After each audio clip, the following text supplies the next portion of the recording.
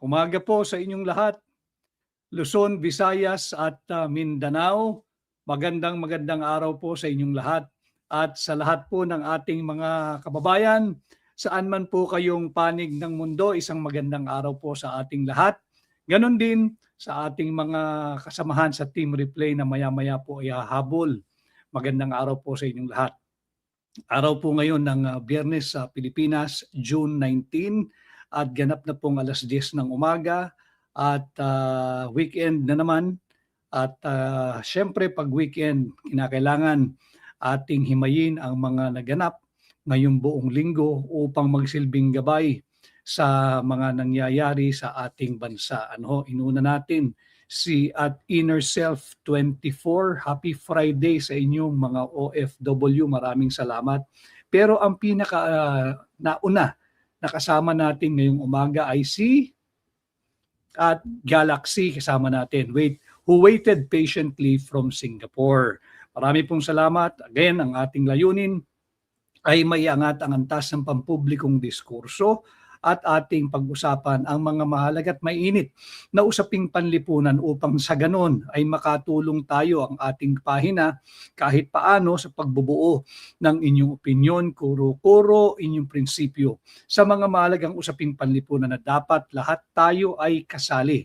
Yan ang parte ng ating advokasya sa hakbang na maisog. At ang aking munting hiling po sa inyo, munting lambing, yung mga nasa Facebook, sana ho'y patuloy ninyong kayong mag-engage, mag-like, mag-comment, mag-react. Mahalaga po yung pag-share ninyo. Maraming salamat for the how many days ng ating podcast. Patuloy po yung bilang ng pagtaas ang bilang ng pag-share ninyo. Malaking bagay po yun upang malabanan natin yung shadow ban. So yung mga nasa Facebook, munting lambing po, ang aking hiling sa inyo, sana'y patuloy kayo mag-engage, mag-comment, mag-react, mag-like, mag-share, at mag-follow. Ganon din ho. Yung nasa YouTube, sana'y patuloy kayo sa pag-engage, mag-like, mag-comment, mag-react, mag-share, at kung maaari ay mag-subscribe din ho kayo sa YouTube. No? Maraming salamat. At ganun din, dagdagan natin yung mga nauna nating kasama, si at Maria Cristina Recato. Maraming salamat sa iyo, Maria Cristina, and may you also have a great weekend ahead. And speaking of weekend, bago tayo magtungo sa ating pamagat ngayong umaga, a weaponized Senate. A weaponized Senate. So sana ho, lahat ng ama, lahat ng tatay, daddy, papa, kung ano man ho ang tawag sa inyo, ngayong darating na linggo, mauna na akong bumati dahil wala naman tayong podcast pag-araw na linggo. Happy Father's Day po sa lahat ng mga katulad kong ama na patuloy na nagsusumikap na meron tayong may uwi para sa hapagkainan ng ating mga pamilya, mapag-aral ang ating mga anak, at kahit paano ay mabigyan ng konting comfort or komportableng pamumuhay ang ating pamilya at mga mahal sa buhay. So happy Father's Day in advance sa lahat po ng kagaya kong ama. Mabuhay po kayo, patuloy kayo magpunyagi, mahirap ang buhay, pero pagka nakikita mo yung pamilya mo, yan yung parang commercial dati, para kanino ka bumabangon. Tayo'y bumabangon bukod sa aking pamilya, bumabangon ako para sa bawat Pilipino. Tinitingnan ko yung kalagayan ng ating bansa, pero kinakailangan din ng tulong ninyo. So happy Father's Day sa lahat ng ama ngayong darating na linggo. At Maria Cynthia de Guzman, magandang umaga din sa iyo. Si Nel Loquero, magandang araw din sa iyo. At ito nagre-request at Gary Ranke from Tarlac City, kababayan ito ni Pam. At Gary Ranke from Tarlac City, shout out. Naku Pam, dapat i-shout out mo rito at kababayan mo ito. Manood ka rin at Gary Ranke ng Third Floor Studio. At kababayan mo si Miss Pam nandyan at taga-Tarlac din yan, panayang uwi. Si Noel Importante, syempre importante yung batiin natin. Noel Importante ng kasama natin ito sa Maisog. Ganon din si at 26 George B. I am also very glad to have you on live. Maraming salamat at nakahabol ka. At kay Kuya Mends, maraming salamat sa iyo at Kuya Mends. At si Kiara Dizon, maraming salamat. And syempre, based dito sa aking Magic Eye, maraming salamat sa lahat ng halos mag-1,000 live viewers natin. Again, ngayong araw ng Biyernes sa Pilipinas, June 19, at ganap ng 10:08 in the morning. Kasama din natin ang mga kapatid natin mula sa One Bangsamoro. Ang ating kapatid na si Alan Balanggi, maraming salamat sa iyo. One Bangsa for Sara, maraming salamat sa iyo. At si Carmen Remias ng Singapore. Ayan, makikita ho ninyo yung ating mga sumusubaybay at sumusuporta, kagaya ninyong lahat, ay nagmumula sa iba't ibang panig ng mundo. Meron din, syempre, from Las Vegas, si at Marjorie Maniago. Hindi lang tayo local, all over the world na po tayo, worldwide na po tayo. Kasama rin natin ang At Reaction TV, PH8. Maraming salamat. Si PH Update, mabuhay ka pala, PH Update. Maganda yung mga nagiging topic din ni PH Update. Si Tenaj Edilo Gorson, maraming salamat.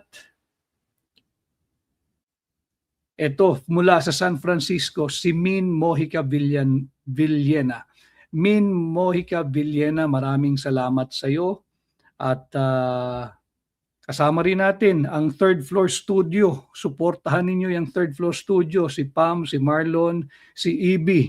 At maganda rin at malalalim yung kanilang mga tinatalakay sa kanilang podcast. Ano? At si at Dangoy from Hong Kong, maraming salamat. Ito, kaibigan natin ito. Mula sa Saitama, Japan, nagpunta na po tayo dyan. Kasama natin si VP Inday Sara at napakainit ang kanilang ginawang pagtanggap sa atin. At syempre, mas mainit ang pagtanggap sa atin palagi dito ang from Davao City, si at Francis Gulani. Maraming salamat. So ang ating pong pamagat ngayong araw ng Biyernes, bago matapos ang linggo, mabaon ninyo over the weekend. At Father's Day nga ho sa linggo, sana ay pag-usapan natin sa ating mga pamilya, kaibigan, kapitbahay, kamag-anak, mahal sa buhay, itong mga may init na kaganapan sa Pilipinas. Ang ating pamagat, a weaponized Senate. A weaponized Senate, yan po yung nagiging impresyon or perception ng maraming Pilipino sa kagaganap na pagpalit ng liderato. If you're going to take an episode, yung ating podcast episode before today, doon malinaw doon ang ating sinabi. Hanggat walang 13, yung dating nag-aangkin sila yung mayorya, matatawag natin silang mga senators fake win. At malinaw din ang sinabi ko, walang problema. Solusyonan nyo yan, humuha pa kayo ng isa kung may makukuha kayo, o 2 o 3, para talagang may malinaw kayong mayorya. At pag nakuha nyo na yan, walang sino mang Pilipino ang pwedeng mag-question. Bakit? Alam naman natin ang workings of an orderly republic and a democratic framework. Diba? Dito talaga rule of majority, lalo na sa Senado. Pero ang mayorya ng Senado, maganda na rin nagkabutuhan uli sila. Ito ay hindi direktang pag-amin na nagkaroon ng power grab nung una nilang pagtatangka na sila yung maging mayorya. Otherwise, bakit nagkaroon uli ng eleksyon? Diba? Dahil alam nila, mali ang bilang nila, pinepuwersa lang nila na ang bagong majority ng 24 ay 12. Kagaya nga ng sinabi ko, kahit batang paslit na nakapag-aral, kahit hanggang grade 2, wag namang grade 1, kahit grade 2, maiintindihan niya pag sinabi mong majority. Ano ang majority ng 24? 1/2 plus 1. So 12 plus 1, 13. At malinaw doon sa ating podcast, kung makukuha nyo yan, ako mismo magsasabi sa sambayan ng Pilipino, wala tayong karapatang questionin ang kanilang pagbubuo ng mayorya sapagkat meron talaga silang mayorya. So, to be fair to them, from being referred to or being described as senators fake win, ngayong meron silang mayorya, talagang to be objective, sila ngayon ay matatawag nating senators sure win. Sure win sa mayorya. Ang tanong, sure win ba ang Republika ng Pilipinas sa kanila? Sure win ba ang mamamayang Pilipino sa kanila? Yan yung malaking question mark kanya ang ating pamagat, a weaponized Senate. Because ito ho, yung nabuong perception or impression o pagkakakilanlan sa kasalukuyang mayorya ng Senado. Malinaw din yung naging pahayag, nakita ko yung isang maiksing video clip. Tama naman talaga yun. Yun talaga yung sinabi ni Senador Pia Cayetano. They understand the rules of the Senate. They understand the meaning of majority. They understand the concept of 1/2 + 1. Nung nakakuha ng mayorya, yung totoong mayorya, hindi yung pinipwersang mayorya, may 13 sila, sila na ang mayorya ng Senado. De palitan nyo na lahat ng mga chairman ng different committees diyan sa Senado. Ang tanong, will the change of leadership from Senator Alan Peter Cayetano, former Senate President, to transition into the Senate presidency of Sherwin Gatchalian, will it do good to the Filipino people? Will it do good to the country? Will they do good? O para lang ito sa interes ng iilan? Ito ba'y magiging weaponized Senate? Sa paanong pamamaraan? Kung titingnan ninyo, ang unang nagwagi yung mga nagpipilit na maging mayorya. Ibigay na natin sa kanila yan hanggat wala tayong 13. Hanggat wala tayong 13, yung ayaw sa kasalukuyang mayorya ng Senado dahil nga ang perception at impression, weaponized Senate, compromise Senate, rubber stamp ng Malacanang, hanggat wala tayong 13, wala tayong magagawa. Kanya sino ang unang nagtagumpay dito? Hindi si Senator Sherwin Gatchalian, hindi. Aktor lang ito. Tagaganap lang ito kung ano man ang inatas na tungkulin sa kanya. The biggest beneficiary, the biggest winner in the change of leadership. Din sa iyo, Marjorie. I think we're back. Ayan, all good na raw tayo. Maraming salamat. So, ang biggest winner, going back, yung pagpalit ng liderato ng Senado, ang biggest winner ho dyan ay ang kasalukuyang administrasyon ni Bongbong Marcos Jr., ang Malacanang. Sapagkat nakita natin, ano ang unang-unang nangyari nung nagkaroon ng pagpalit ng liderato sa Senado? Napigil, nahinto. At I think ito'y maibabaon na sa limot yung inaantabayanan ng lahat na pagbabalik o resumption at muling pagpapatuloy ng pagdinig diyan sa flood control corruption issue ng Blue Ribbon hearing.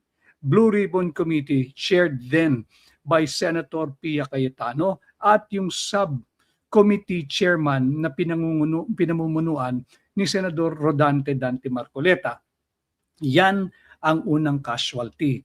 If the biggest winner, the biggest gainer, the one who benefited the most in the change of leadership in the Senate is the present administration, the Marcos Jr. administration, Malacanang.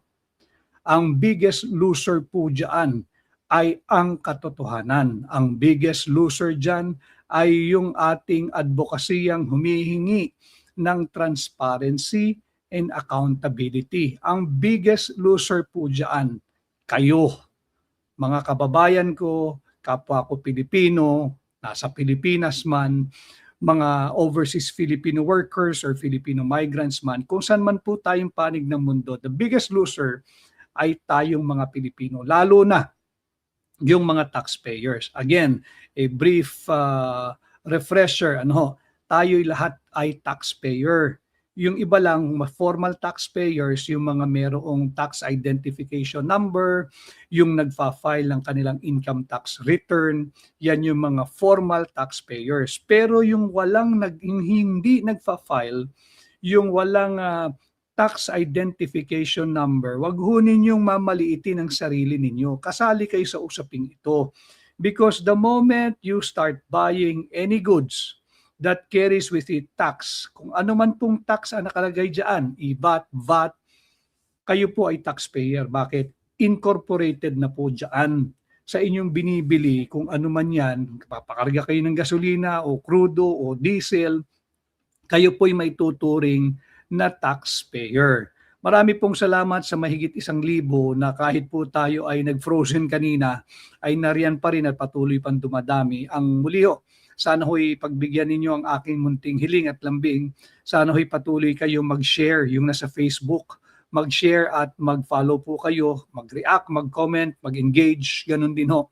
Yung nasa YouTube, kung maaari ay patuloy ho kayo na mag-share, mag-subscribe, mag-engage, mag-react, mag-comment at mag-like. Maraming salamat. Sabi ni at Galaxy, kitang-kita naman ang nangyayari sa bayan, iilan lang ang may malasakit sa bayan. Ang kawawa ang mga ordinaryong mamamayan. Tama yun at Galaxy. And to be fair to all those who are fighting since naglabasan na yung ating hiniling transparency and accountability, talaga nakita naman natin, buong puwersa ng pamahalaan ang ginagamit sa lahat ng mga nagpapahayag ng kanilang pananaw, lalo pat kung ito ay hindi pabor sa panlasa o kagustuhan ng nasa administrasyon. Maraming nagbubuwis ng kanilang kalayaan, ng kanilang buhay, ng kanilang kaligtasan, ng kanilang comfort. Pero hindi ho natin kasi pwedeng isuko at basta na lang ihandog sa mga ayaw ng umalis sa kapangyarihan at ibigay yung kanilang luho at kapritsyo. Hindi natin dapat isuko. Imagine ninyo, tag-ulan na naman ngayon. At pasukan na ng mga nasa public schools. In a few weeks, magsisimula na rin yung nasa private schools. Imagine ninyo, pag nag-ulan na naman na nag-ulan, babahain na naman tayo. Same problem that we have encountered in the many years. Not just during the present Marcos Jr. administration, but made worse by the corruption, yung talagang napakalaki, mind-boggling amount ng kurakot at korupsyon na talamak, laganap, harapan na nagaganap sa ilalim ng kasalukuyang Marcos Jr. administration. Babahain na naman tayo. Imbis na tugunan yung problema, yan yung target, yan yung layunin, yan yung adhikain sana nung naunsyami na naman na Blue Ribbon Committee hearing. Nakita naman natin nung simula pa lamang tinanggal yung kauna-unahang chairman ng Blue Ribbon Committee of the 20th Congress diyan sa Senado, pinalitan. Anong nais gawin upang hindi na umusad yung pagdinig diyan sa Blue Ribbon, kung uusad man, yung mga piling resource person lamang ang ipatatawag. Yung mga piling personalidad lamang ang ididiin. Yung mga piling personalidad lamang ang makakasuhan at kakasuhan at ikukulong. Dahil nga ang pinipilit na kaso, syempre yung plunder. Yung hindi man mapatunayan yan, yung malversation, pero yung malversation, pagka malaking amount, ganun din naman yan, non-bailable. But for theatrics, for optics, maganda kasi na si senador ganito o si congressman ganito o si engineer ganito ay kinasuhan ng pamahalaan ng plunder. It gives away the impression na seryoso sa paglaban sa korupsyon. Alam naman natin, nabiso natin pare-pareho na hindi seryoso sapagkat ang daming iniiwasan. Magsosona na naman ngayon. Luto na sa aking pantaha ang magiging messaging ng darating na SONA na mula doon sa mahiya naman kayo na dapat ay mahiya naman tayo. Dapat yun ang pahayag nun So mula noong huling SONA at ngayong paparating na SONA, may sasabihin nila meron ng mga big fish, yung mga dabyena, yung mga dabyana, yung mga balyena, yung mga dambuhala, yung mga pating na nakulong. At yan naman ang sinasabi nila noon Pero alam naman natin, hindi katanggap-tanggap sa mamamayang Pilipino yan. Dahil yung mga taong dapat managot at makulong, nandyan nakalaya pa rin. So ang impression na nabubuo ngayon, meron na ba tayong weaponized Senate? Dahil ang kasunod nito, kung matatandaan ninyo, yung lagi kong sinasabi sa inyo, yung nagaganap ngayon na impeachment trial proceedings laban kay Vice President Inday Sara Duterte. Marami ang nagtatanong, ano raw yung naganap sa pre-trial? Katulad po ninyo, meron lamang tayong mga surmises o assumption na hindi pa naman natin pwedeng sabihin yun na ang naganap ng pre-trial. Both sides, yung prosecution side at saka yung defense lawyers ay ayaw tikom ang bibig ayaw nilang magbigay ng pahayag kung ano yung naganap, ano ba yung nangyari during the pre-trial na naganap sa Senado. General lang po ito. Yung pre-trial po, ibahagi po ito sa Rules of Procedure on Impeachment Trials. Hinango po ito sa Rules of Procedure ng criminal at civil prosecution at litigation. So yan po yung naganap sa Senado. Ano ba ang nagaganap pagka mayroong pre-trial? Para lang po sa kaalaman ng lahat, si Benito Jr. Manzon, marami ring salamat sa iyo. Ano ba ang nagaganap pag may pre-trial? Yung pre-trial po, meron tayong unang tinatawag dyan, yung stipulation of facts, yung pagkakasundo ng prosecution at ng depensa na, pagkasunduan na natin ito, hindi na ito kinakailangang patunayan pa o i-take up pa during the impeachment trial. Dahil yan, alam naman na ng lahat yan, alam naman natin na establish yan, and so on and so forth. Yun po yung una, yung stipulation of facts. Kung magkakasundo, para hindi na ang purpose po ng pre-trial ay makatipid sa oras at panahon na gugugulin yung impeachment court sa pagdinig nitong lagi kong sinasabing huwad na impeachment case laban kay Vice President Inday Sara Duterte. Bakit kinakailangan, bakit layunin ng impeachment court na makatipid ng oras at panahon? Kasi nga nasa balikat ng mga taxpayers yan nasa atin po yan Tayo ang nagme-maintain ng impeachment court. Para lang po alam ninyo, kaya dapat kayo lahat kasali rito. Whether you are for or against it, well, let's agree to disagree. Feel free to enter my page and there's pwede ipopost pa natin kung meron pong sense yung inyong sinasabi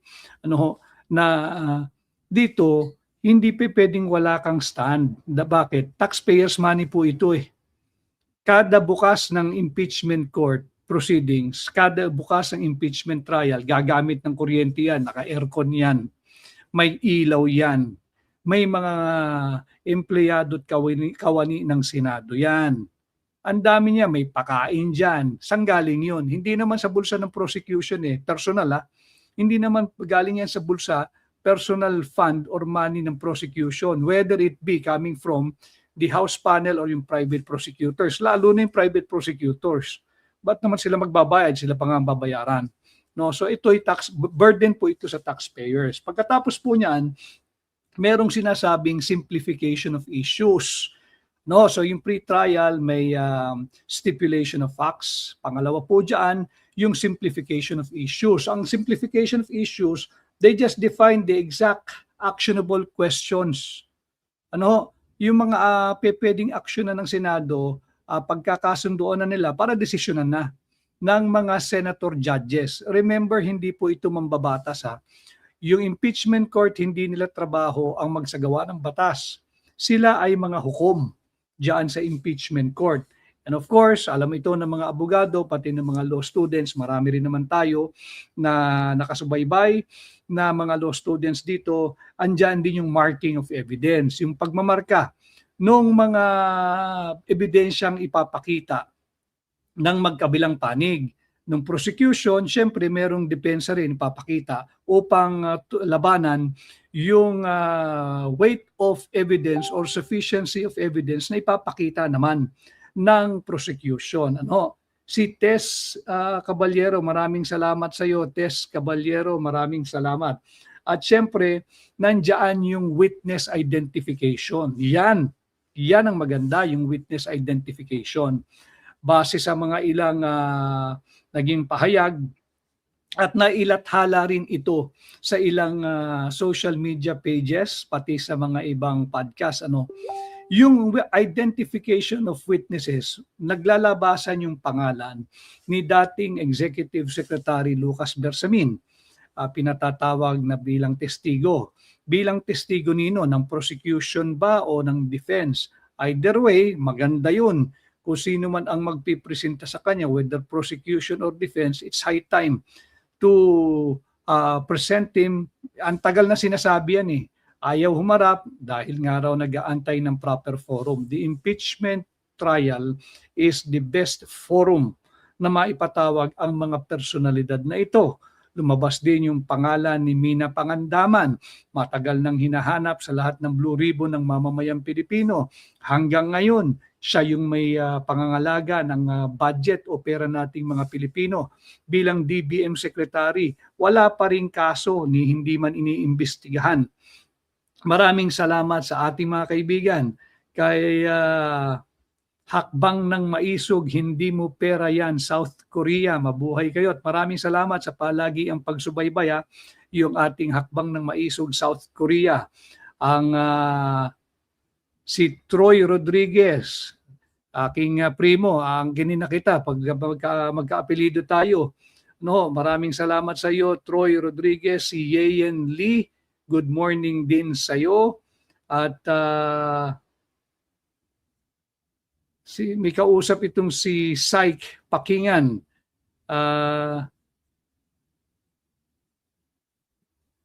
Ayan, ang sabi ni Syke Pakingan, hayaan mo lang siya, Syke, at kahit bigyan mo siguro yung kung sino man yung nakakatalo mo dito sa ating pagla-live ngayon, kahit bigyan mo ng 10 feet na index card yan, ang taong talagang sarado ang pag-iisip, kahit may aral o walang aral sa batas, Bendalo rin yan. Kamag-anak ni Bendalo yan. Ano, maraming salamat sa iyo, sa iyong pagsama, Syke Pakingan. Yan, ganun talaga eh. Pag meron silang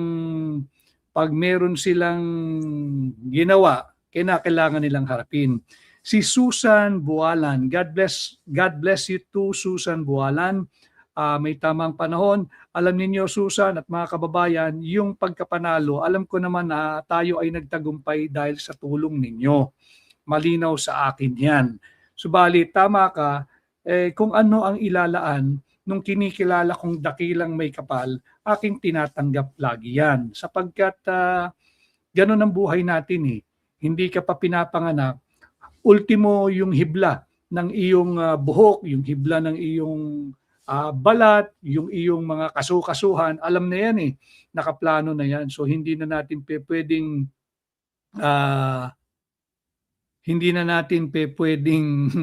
nabasa ko yung hindi na natin pwedeng baguhin yan. Maraming salamat sa iyo, si Alma Yulo Mamosto, always present. Sabi niya, inom ka raw ng maraming tubig. Ay, alam mo ninyo, ito yung maganda pagka unfiltered yung live podcast, pati yung mga comments, whether good or bad, aking pinapakita ho dyan eh. Bakit? Di po tayo apektado doon sa mga trolls. Diba? Kaya nga tayo binigyan ng aral, kaya nga tayo binigyan ng talino, kaya tayo binigyan ng tamang pag-iisip para hindi patulan yung trolls, kundi lalo pang magpursigi at magpunyagi sa ating live podcast na ang layunin ay maiangat ang antas ng pampublikong diskurso. Kaya yung mga comment na negatibo, hayaan mo lang, Alma, ganyan talaga at loaded yung mga yan, paldo rin yan. Kagaya ng mga amo nila na paldong-paldo dahil sa mali-malitang pera. Ito kasama natin, si Glenda Salvador Ramel, watching from Toronto, Canada. In Toronto, Canada, ngayon po ay 7:30 na ng gabi. Tama ba, Glenda Salvador Ramel? Glenda Salvador Ramel, watching from Toronto, Canada. Maraming salamat at magandang gabi sa iyo. At maraming salamat sa iyong pagsama sa ating live ngayon. Si Cora Martin Perry, we are stand for the truth till the end. Tama po yun. Sapagkat isa lang ang bansa natin at kawawa yung ating mga kabataan, kung hahayaan natin na magkaroon tayo ng weaponized Senate. So balik ko tayo, yung pre-trial, so meron tayo dyan, pre-trial. Bahagi ito ng nagaganap na impeachment trial proceedings sa huwad na impeachment case laban kay VP Inday Sara. Ano raw ba yung naganap? Hindi natin pare-pareho matiyak kung ano yung napag-usapan, ano yung naganap, sino-sino yung mga testigong ipatatawag o ipipresenta ng prosecution at ng depensa. Subalit ito po ay yung general overview kung ano yung nagaganap during the pre-trial. And as I have said, yung pre-trial is part of the rules of procedure on impeachment trial. Nandyan yung stipulation of facts, magkasundo na tayo, ito huwag na nating pagtalunan, establish na yan para makatipid ng oras. Nandyan din yung simplification of issues. Nagkakasundo, pilit pagkakasunduin yung partido na magkasundo na tayo na hindi na kinakailangang ipakita pa yung mga ibang bagay at magkasundo tayo sa mga definitive, actionable questions or questionable matters that must be decided early on by the senator judges prior to going to the trial proper. Nandyan yung marking of evidence, nandyan yung witness identification, doon tayo na hinto. Yung witness identification, malalaking pangalan ng binanggit. Si dating E.S. Lucas Bersamin, si Amina Pangandaman, sino pa ba? Yung mga kinatawan ng Anti-Money Laundering Council, weaponized na rin yan eh. Yung abogadong violate lahat, yung bank secrecy, absolute po iyon eh. Alam niya yun. Nakalimutan ko din pangalan ng executive director. Yung batang abogado, mas bata ho kaysa sa atin. Kaya nayurakan yung mga ating saligang batas, pati yung mga batas na umiiral eh. Absolutely confidential po yung mga account, bank details, bank transaction, pero binulatlat voluntarily ng Anti-Money Laundering Council. Ipatatawag din daw yan. Patatawag din yung Commission on Audit. Maganda rin yan para malaman ano ba talaga yung kanilang naging findings doon sa Notice of Disallowance. Ito ba'y cured? Ito ba'y natugunan? Nakumpleto ba yung documentation? Naayos ba? Na-supply ba? Yung kulang na documentation, bakit ito na-flag? At bakit nabigyan ng Notice of Disallowance? At satisfied ba sila doon sa compliance ng OVP, doon sa mga kini-questioning dokumento? Hindi naman ho kasi pagka nabigyan ka ng Notice of Disallowance ay questionable yung documents. Hindi po yun. Pag ikay nabigyan ng Notice of Disallowance, hindi po ibig sabihin meron kang dinispal kong pondo. Titin ko ha, ang ibig sabihin lang yan, kulang ka sa documentation. May hinahanap lang silang documentation to justify yung paggamit ng pondo. Ngayon, kung yun ay natugunan na ibigay na ipresenta, tapos na po yung Notice of Disallowance, wala pong issue doon. And finally, yung BIR, yung NBI, ipatatawag din, pati yung ombudsman, si Boying Remulla, ay ipatatawag din. Tingnan natin kung magaganap ito during the trial proper. Kaya nga, yung nabubuong konsepto sa isipan ng higit na maraming Pilipino, do we now have a weaponized Senate with the ascension of Sherwin Gatchalian as the new Senate President? Ibig bang sabihin, compromised na? Oo nga, pangalawang beses na ito, at your side, 100%. Pero still, nandyan pa rin ho kayo. May 1,000 ating live viewers. Maraming salamat. At your side, 100%. Thank you for being on my side, 100%. Si at Marie Sol Cruz, yes, we are back again. Basta't pagka nawala po uli, standby lang, babalik tayo. Si Lito Albotra, live tayo uli.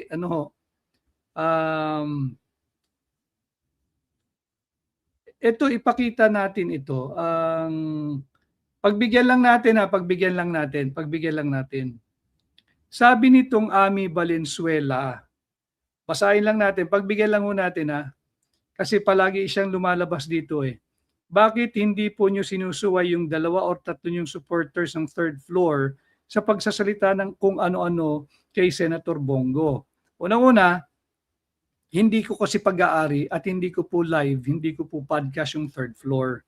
Ami Valenzuela, if you have an issue with third floor, please feel free to post your concern or remark sa third floor. You are barking at the wrong tree. I'm not even sure, baka troll ka rin, but meron kasing kataga sa batas. Maaring hindi ako sang-ayon sa sasabihin mo, maaring hindi ako sang-ayon sa paninindigan mo, maaring hindi ako sang-ayon sa ibinubulas-las ng iyong bibig.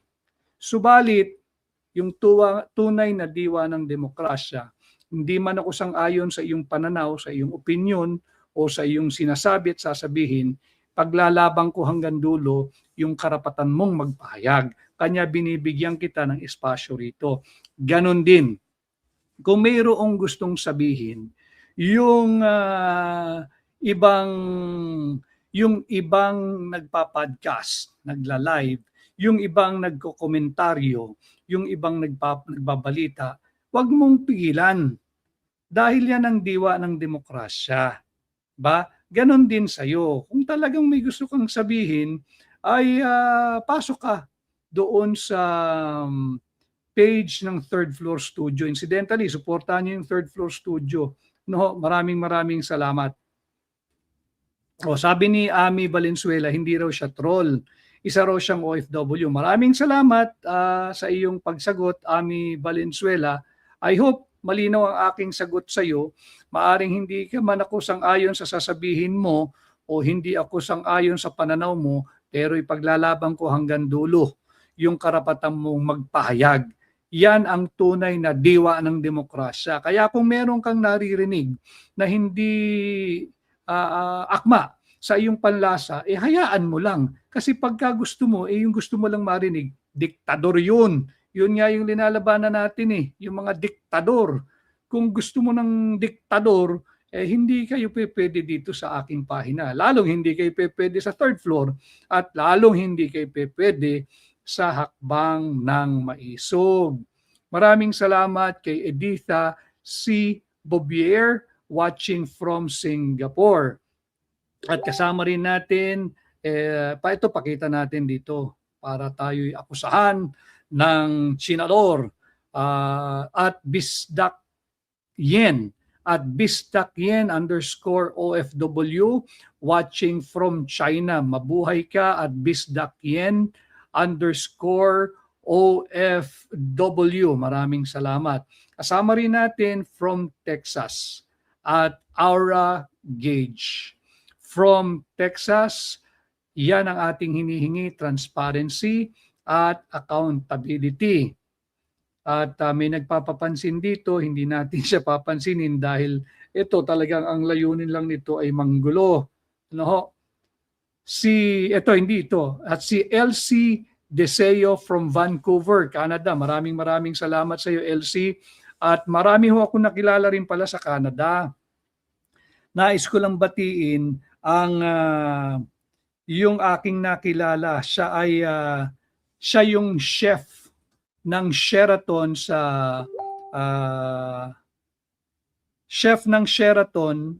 sa Canada, si Kuya Brian Villanueva.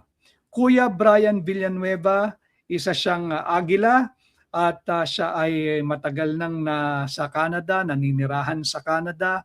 Siya ang chef ng Sheraton Hotel diyan sa Canada at siya ay napakabuti sa mga Pilipinong bumibisita doon pagka kayo'y nagawi. Hanapin niyo si Chef Brian Villanueva at yung kanyang partner doon, si Sibyl. Maraming salamat, Sibyl. At ganun din si Laris, yung isa pa nilang kasamang Pilipina. Si Eva Yumsong from Hakbang ng Maisog, South Korea. Meron din tayo from South Carolina. Ang wag ho nating panghinayangan yung ating bansa. Tuloy tayong lalaban para sa Pilipino, para sa Pilipinas. Wag nating sukuan ang ating bansa. Isa lang ho yan, yung ating mga overseas Filipino workers at Filipino migrants. Yes, maraming nagsettle na sa ibang bansa. At maraming Pilipino, they're doing so well sa labas ng bansa, pero yung puso nila ay nasa Pilipinas pa rin. Kaya yung tayong mga nasa Pilipinas, wag nating sukuan. At yung nasa labas naman ng bansa, they're doing their share in helping yung ating mga pinaglalaban kung paano man po yan. Sabi ni Christine Bacaron Rabaya, share dancer from Davao City. Maraming salamat. Sana ipatuloy kayo. Thank you for reminding me, Christine, sa Facebook. Sana ho'y patuloy kayo na mag-comment, mag-react, mag-engage, mag-like, mag-share at mag-follow sa Facebook. Ganun din ho yung nasa YouTube. Sana ipatuloy ho kayo na mag-engage, mag-like, mag-comment, mag-share, napakalaga, at mag-subscribe. Ano ho? Maraming salamat sa iyo, Ida Tadeo. Yes, we need this. We have to pray for our country. We have to pray for our leaders. And we have to pray for each and everyone. We have to pray for the people as a nation and as a race na tayo naman ay umayos na. Sabi nung isa rito, ayokong banggitin kasi pinaglalaroan yung letter L ng JIL. Ayokong gamitin yun. Masama daw yun eh. Kung may issue ka kay kayo na ang makipag-usap doon. Ano? Hindi natin bibigyan ng, pinipili naman natin kung medyo talagang balasubas naman ito nagko-comment. Wag na natin i-post dito. Ito, si Jos Abdul Hakim. Maraming salamat, Jos Abdul Hakim from Zamboanga City. So antayan natin kung talaga bang ipatatawag, nagkasundo ba ang mga prosecution at depensa kung ipatatawag si former ES Lucas Bersamin. Pero ang layunin nga natin, bantayan natin. Malinaw kasi yung baseline na 24, ulitin ko yan ang binabantayan natin. Kaya ang ating pamagat ngayon, a weaponized Senate, yan kasi yung nabubuong perception. Meron ba tayo na weaponized Senate ngayon? Apple lang, maraming salamat. Apple lang, new follower here in FB and subscriber in YouTube from New Jersey. Thank you very much, Apple lang. Maraming salamat. So ang inaantabayan na natin, sana mali yung nabubuong higit na maraming Pilipino na ang perception or ang kanilang impression or how they view the present Senate now as weaponized, compromised, rubber stamp ng Malacanang. Tingnan natin kung ano ang gagawin nilang treatment. Unang-una, sinunod naman nila yung threshold pagdating sa pagboboto o pagtatalaga ng bagong Senate President. Malinaw kasi yan sa ating saligang batas, di ba? All senators. Ibig sabihin, 24 ang bibilangin mo at ang kalahati niyan ay 12 para ka maging mayorya at maging Senate President, dapat may 13 ka. Malinaw sa atin, then and now and tomorrow and in the many years from today, ang majority ng 24, hindi 12. Hindi 12. Kaya nga sabi ko, to be objective, from being senators fake win yung naging pro tempore, fake win ng Senate Blue Ribbon Chairmanship. Now, meron silang 13, wala tayong magagawa. Sila ay naging sure win na, senators sure win na. Wala tayong magagawa, may mayorya sila. So sinunod nila yung tamang bilang pagdating sa pagboto at pagtatalaga ng bagong Senate President. Meron ngayong 2 pa. 3 kasi yan eh. Yung pagboboto yung pag-elect ng Senate President, yung magaganap na impeachment trial, yung botohan, whether to acquit or convict yung impeachable officer, in our case now, si Vice President Inday Sara Duterte, at pagdating po sa usaping charter change or CONAS. Malinaw po iyan. Malinaw yan sa ating, tanggalin nyo na yung 1935 Meron kasi mga bendalo dyan, pinipilit na yung citation nila ay yung 1935 Constitution. Sus Mariosep, nakailang sali na po tayo ng saligang batas. Pinipilit pa rin pati ng ibang mga miyembro ng mababang kapulungan, laging binabalikan yung misunderstood at misapplication of the Abilino-Cuenco Doctrine that was decided under 1935 Constitution. Ulitin natin yung First Philippine Republic, yung Malolos Constitution, yan yung unang-unang Constitution. Tapos napalitan yan, di ba, nung 1935 Constitution, nung Commonwealth, nung tayo'y kolonya pa ng Estados Unidos.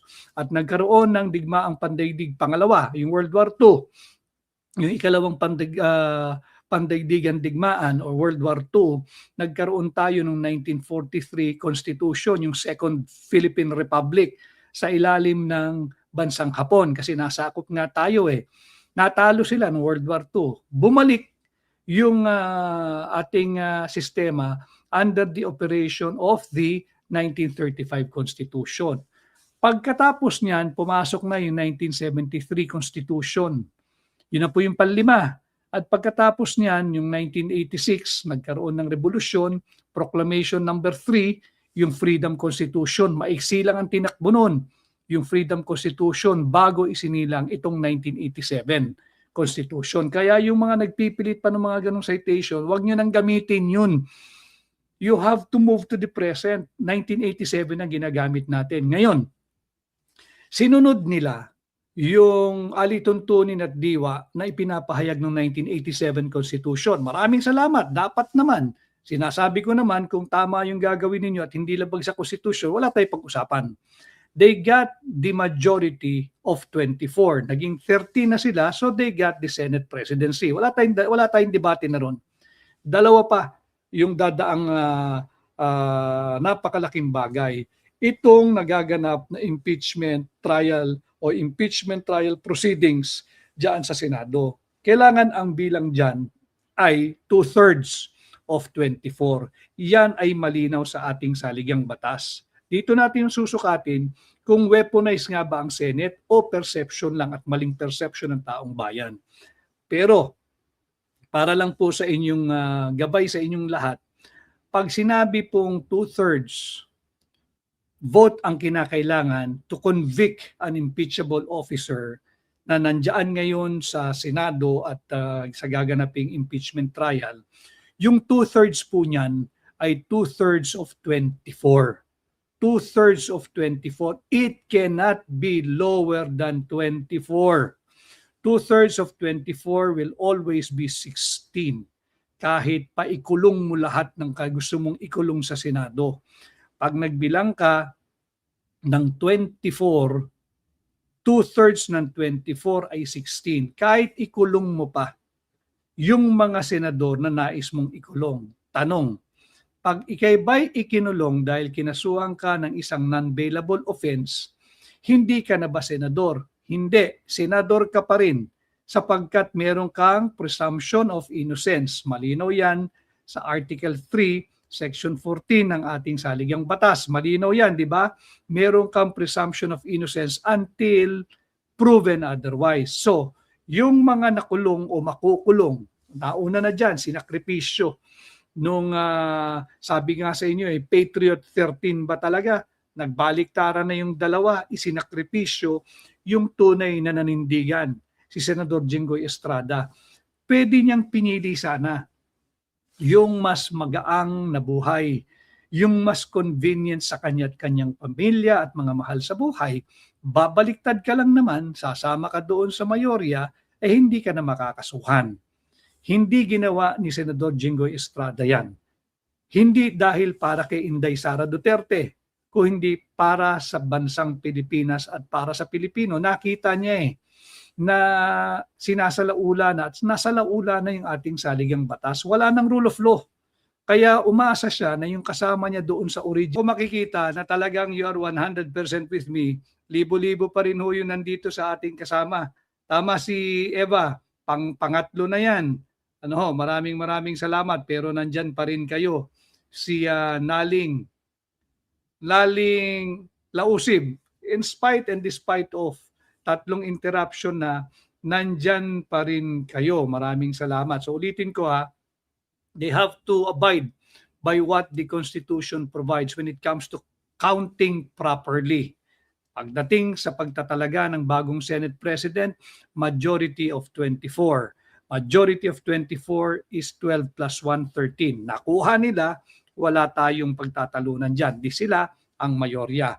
Meron pang dalawang susukatin.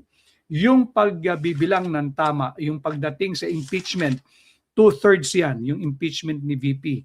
2/3 of 24. 2/3 of 24. Immutable yung 24 pagdating sa pagbibilang sa impeachment. For them to get a conviction, kinakailangan 2/3 of 24.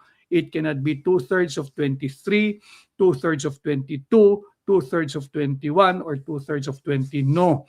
It is moving the goalposts. Bawal yan. 2/3 of 24, 16 ang kinakailangan. At dito sa mukhang luto na ang SONA at baka dyan ipahayag na magkakaroon ng charter change gamit ang CONAS, yung Constituent Assembly.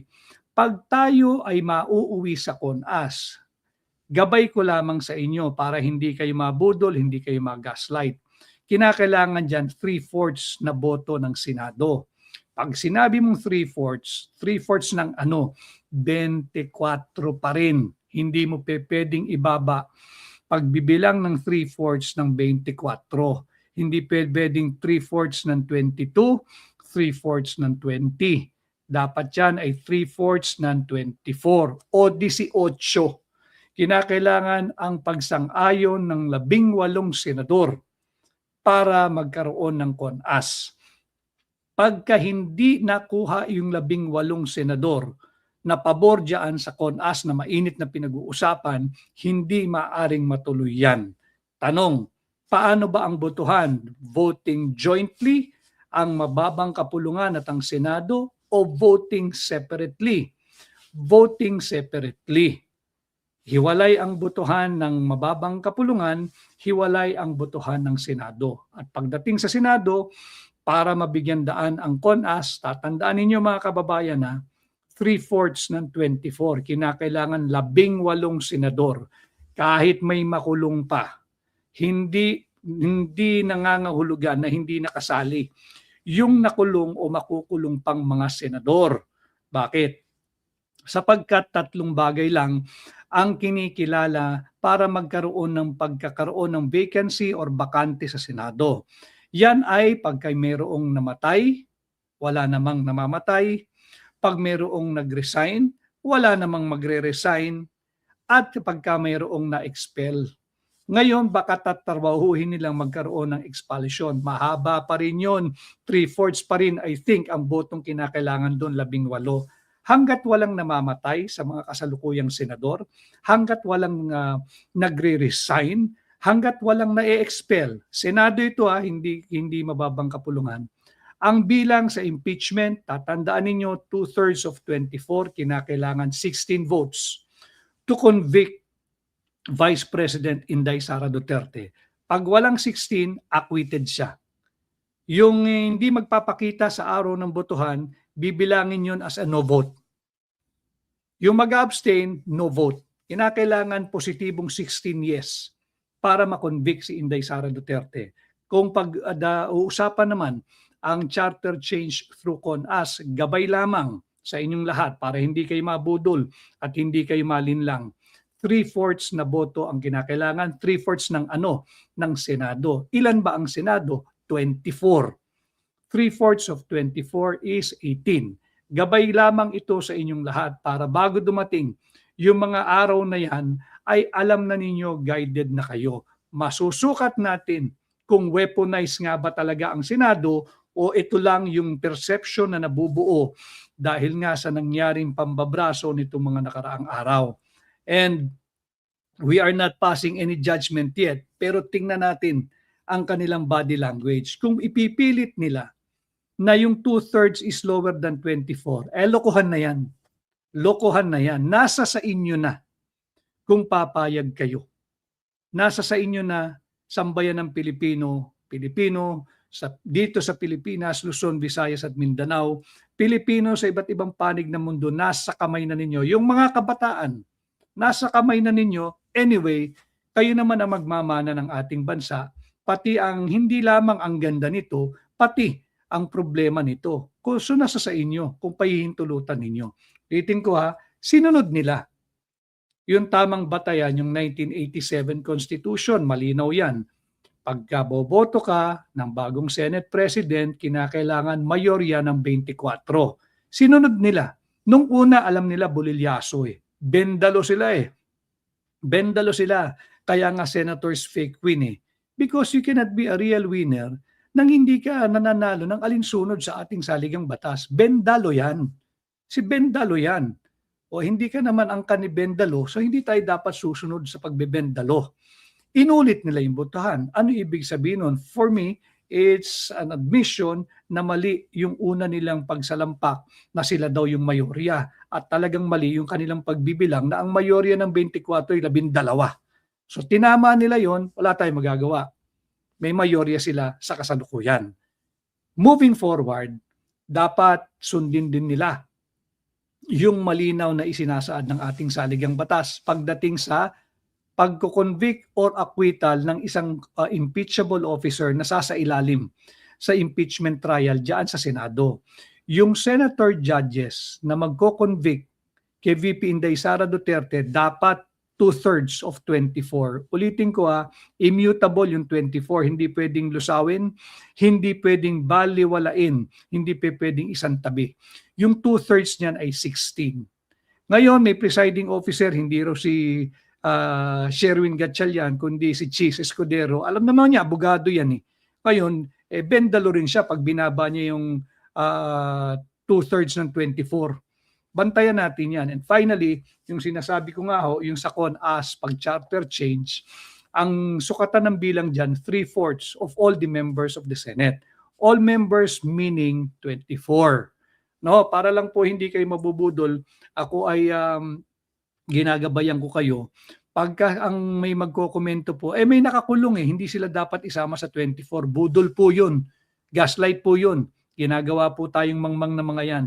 Malinaw yan, 3/4 of 24 para matuloy ang kanilang sa mga plano na magkaroon ng CONAS o yung Constituent Assembly para magkaroon ng chapter change. Dapat yan, 3/4 of 24. Ibig sabihin, 18 senador ang dapat sumang-ayon. Kahit pa may makulong, 3 pagkakataon lamang ang kinikilala ng ating batas para magkaroon ng vacancy o para magkaroon ng bakante sa Senado. Yan ay unang-una, pag may namatay, ulitin ko, wala pang namamatay, lahat sila buhay. Pangalawa, pag mayroong na-expel, kung may sinipa sa Senado, at yung huli kung mayroong nag-resign. In any of these 3 instances na kinikilala ng batas, wala po dyan. So ang bilang pa rin, pagka naghahanap ka ng 2/3 of 24. Pag maghahanap sila ng 3/4 of 24, nothing more, nothing less. In fairness to them, hindi naman natin pwedeng dagdagan, di ba? 3/4 of 25, 3/4 of 26, 2/3 of 25 or 2/3 of 26, hindi. Immutable yung 24. So ito yung nabubuong perception ng sambayan ng Pilipino na weaponize ang ating Senado. Tingnan natin kung paanong direksyon ang tatahakin ito going into the very important impeachment trial, because pag nagsimula na yung trial proper, it is not only the Vice President that will be on trial. It is also the Senate that will be on trial. The Senate as an institution will be on trial once the impeachment trial commences. Hindi lang si VP Inday. Ang magiging hukom naman ng mga senator judges, tayo, kayo, sambayan ng Pilipino, kung paano sila aarte, paano yung kanilang mga magiging decision making, paano yung kanilang magiging pagtatanong bilang mga senator judges. And it is not just VP Inday Sara will be on trial. It is not just the senator judges and the Senate as an institution and the Senate as an impeachment court that will be on trial. It will be the Philippines. It will be the Filipino people who will also be on trial. Tingnan natin kung anong magiging reaksyon natin kung sa papayagan natin na magkakaroon ng pagsasalaula ng ating saligang batas at ng any and all conceivable applicable laws or law or laws na gagamitin diyan sa impeachment trial. So, yung mga kabataan, ultimately, yung mga kabataan, ko'y nananawagan sa inyo, yung mga nasa senior high school, yung mga nasa kolehiyo, yung bagong graduate lamang, yung mga bata nating professionals, batang manggagawa, batang mga negosyante, eventually, you will be the one to judge kung saan ang direksyon ng ating bansa. Pahihintulutan ba ninyo na masalaula ang ating saligang batas? Pati yung ating mga kabataan sa labas ng bansa, yung mga anak ng mga Filipino migrants, overseas Filipino workers na nasa labas na rin ng bansa, eventually, kayo rin ang huhukom sa Senado, bilang institusyon, sa senator judges, sa kapwa ninyo Pilipino. Kung tayo'y papayag na yurakan ang ating saligang batas, wala na siguro talaga tayong magagawa. Pero kung patuloy tayong lalaban upang itaguyod, ipagtanggol at respetuhin ang ating saligang batas, maganda at napakaganda ng Pilipinas. Napakaraming potensyal. Ang lagi lang may sala rito, ang lagi lang salarin ay ang mga nanunungkulan, lalo pa kung talamak, laganap ang kurakot at korupsyon kagaya ng nangyayari sa kasalukuyang administrasyon. So ito po ang ating naging live podcast today. Maraming salamat sa mahigit 1,000, halos magdadalawang 1,000 kanina na higit pa. Kahit tayo ay na-interrupt ng 3 beses, hindi kayo bumitiw, nariyan pa rin kayo. Maraming salamat. Ang akin pong hiling, sana ay patuloy kayo sa pag-engage sa Facebook at sa YouTube, mag-like, mag-comment, mag-react, mag-share, napakahalaga, mag-follow at mag-subscribe. Sana ho itong napag-usapan natin, baonin ninyo over the weekend. Maraming mga pamilyang lalabas. Ulitin ko, let me be the first to extend my greetings sa lahat ng amang katulad ko. Happy Father's Day sa inyo. Maraming salamat. Alam kong maraming mga ina na rin ang nagtatrabaho. Maraming mga nanay na rin ang nagtatrabaho. Pero syempre, yung mga ama, araw ho namin sa linggo, pagbigyan nyo na ako, batiin yung kapwa ko mga ama, maraming salamat sa inyong pagpupunyagi upang maitaguyod ang inyong mga pamilya. Salamat sa inyong pagdidisiplina, paggabay at pangangaral sa inyong mga anak. At ito'y kinakailangan natin upang maiahon natin ang Pilipinas dito sa problemang kanyang ikinaharap sa ngayon. Problema ng Pilipinas, problema ng Pilipino, bawat Pilipino katulad ninyo, katulad ko. So happy Father's Day in advance sa lahat ng ama, at patuloy po sana ninyong pag-usapan sa inyong mga hapagkainan, sa inyong mga umpukan, sa inyong mga trabaho, sa inyong barkadahan, sa inyong kapitbahay, sa anumang association ninyo o mga business partners ninyo, yung mga mahalagang usaping panlipunan. Para nang sa ganun, may angat po natin ang kaalaman at kamulatan ng higit na maraming Pilipino. At kung meron po kayong pagkakataon, patuloy po kayong tumutok dito sa ating pahina. Over the weekend ay pag-usapan ninyo, aking gabay sa inyo, na pag-usapan natin itong impression, perception, at nabubuong paniniwala na meron tayong weaponized Senate. Wag naman sana. At sinunod naman nila yung panantayang inilatag ng saligang batas sa pagpili ng bagong Senate President. Binalik na nila yung tamang bilang in determining the majority of 24. It's 13, it's never 12. Ganon din sana ang gawin nilang panantayan pagdating sa pagboboto kung i-acquit o i-impeach ang impeachable officer sa darating na impeachment trial. 2/3 of 24. 2/3 of 24. Immutable yung 24 pagdating sa impeachment trial. Ganon din, kung matutuloy yung napapag-usapang CONAS o yung charter change, para yung magpatuloy, para yung magtagumpay, kinakailangan ng concurrence o pagsang-ayon ng 3/4 of the Senate. Pag sinabing 3/4 of all the members of the Senate, 3/4 of 24, 18. 18. At yan po yung ating naging podcast ngayon. Huwag nating pahintulutan ang pagpapalaganap ng bendalo. Dito tayo sa respect for the rule of law. Let us uphold, defend, respect, and observe our Constitution. Ulio, maraming salamat. Magandang araw ng Biyernes sa lahat. June 19 at ganap na pong 11:12 ng umaga. Maraming salamat po sa pagsama. Ako po muli ang inyong kaibigan, Attorney Vic Rodriguez, Pilipino, abogado, maisog. Happy weekend po sa lahat at Happy Father's Day sa